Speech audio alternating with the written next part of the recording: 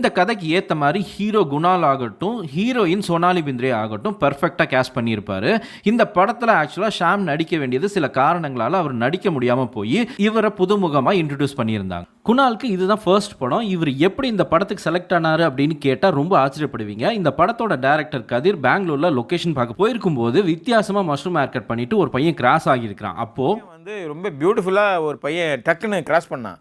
அவனை என்னை அட்ராக்ட் பண்ணதே காரணம் அவனுடைய ஹேர் ஸ்டைல், மஷ்ரூம் கட்டது. பார்த்தீங்கன்னா அவன் டக்குன்னு போனான். ஐயோ யார் இப்போ அந்த ஒரு பையன் வெளியே நடந்து போயிட்டு இருக்கான், ஒரு புதுசாக ஹேர் ஸ்டைலில் போகிறான், அவனை கூடியான்னு சொல்லி அசிஸ்டன்ட் அனுப்பிச்சு விட்டேன். பிரசிடென்ட் கூட்டு போய் அந்த பையனை கூட்டு வந்தான். அதான் குணால். அவன் வந்து ஆர்மி இன்டர்வியூக்காக பெங்களூருக்கு வந்திருந்த பையன். அப்போ அவனை கூட்டு என்னடா இன்ட்ரெஸ்டிங் நடிக்க இன்டர்வியூ விருப்பமான்னு கேட்டால் அவனுக்கு ஒன்றும் புரியல, என்ன என்ன கிண்டல் பண்ணுறாங்களா.